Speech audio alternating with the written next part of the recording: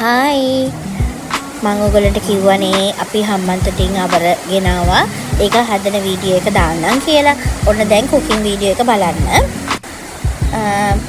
අවර වලින් අද අර පොඩි වට තියෙන බෝන්චි අවර කියන එක තමයි හදන්න යන්නේ. මම ඒක කාලා නැහැ. අනිත් එක නම් කාලා තියෙනවා.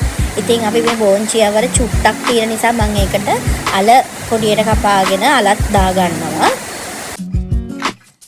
ඉතින් මගේ ප්‍රොෆයිල් එකට ගියොත් ඔයගොල්ලන්ට බලන්න පුළුවන් අපිට නිතර දෙවේලේ කන්න හම්බ වෙන්නේ නැති ගැමි කියන්නේ ඉස්සර කාලේ තිබ්බ පළතුරු එළවලු නැත්තම් නගරාසන්නේ හම්බ වෙන්නේ නැති ගම්බද පළාතවල වල තියෙන එළවලු වලින් මම හදපු ව්‍යංජන සහ ඒවල vlogs තියෙනවා. ඉතින් ඔයගොල්ලන්ට ඒව බලන්න පුළුවන්.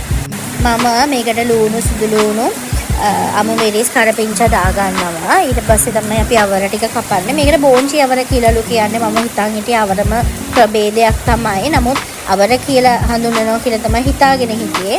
නමුත් මේක මම පොඩ්ඩක් ස්ටඩි කරලා බලනකොට බෝන්චි අවර කියලා කියනවා. මේක හරි ටග්ගාරේ කපා ගන්න පුළුවන් එම අපහසුතාවයක් නැහැ. කීපයක්ම තියලා මේ වගේ පොඩියට කපා ගන්න. ඉතින් මට අර බෝන්චි අවර එක මදි කියලා හිතුණ නිසා මම අර ලොකු අවර කරල් වලිනුත් එකක් මේකත් එක්කම උයනවා.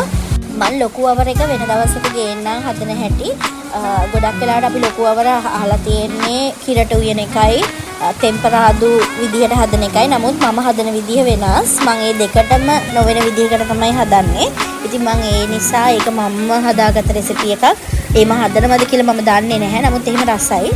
ඉතින් මම මේ අවර එක ගොඩක් ඒවා තියාගෙන එකක් විතරක් මේ ව්‍යංජනයට දෙකතු කරනවා. ඔයගොල්ලන්ට මේ වගේ උයලා උනත් මේ ලොකු අවර එක කන්න පුළුවන් කිරට උයලා. මම මේක දවාලක රෙකෝඩ් කරේ උයන වෙලාවක. නමුත් වොයිස් කරන්නේ රෑ මේ හොඳටම වහිනවා. ඔයගොල්ලන් සද්ද ඇහෙන්නේ නැති. මේකට අපි එකතු කර ගන්නවා 3-5 ලුණු මිරිස් කහ අබ ඒ වගේම උළුහල් වතුර පොඩ්ඩක් දාලා අපි මේක දැනට ලිපේ තියෙනවා. චුට්ටක් තැම්බේගෙන එනකොට අපි කිරි දාමු. පහුගිය දවස්වලත් මම දාපු සමහර වීඩියෝස් ගොඩාක් අය ඇප්‍රීෂিয়েට් කරලා තිබුණා. සහ දෙතුන් දෙනෙක් ඉතින් කොහෙත් ඉන්නවනේ.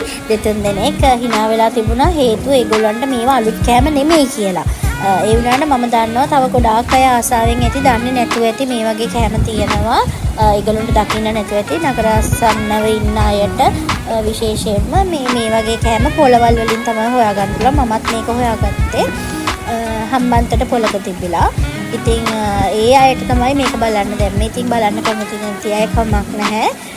ස්කිප් කරන්න. අනිත් අය මාව ෆලෝ කරලා තියාගන්න මේ වගේ ලස්සන වීඩියෝ ගේන්නම්.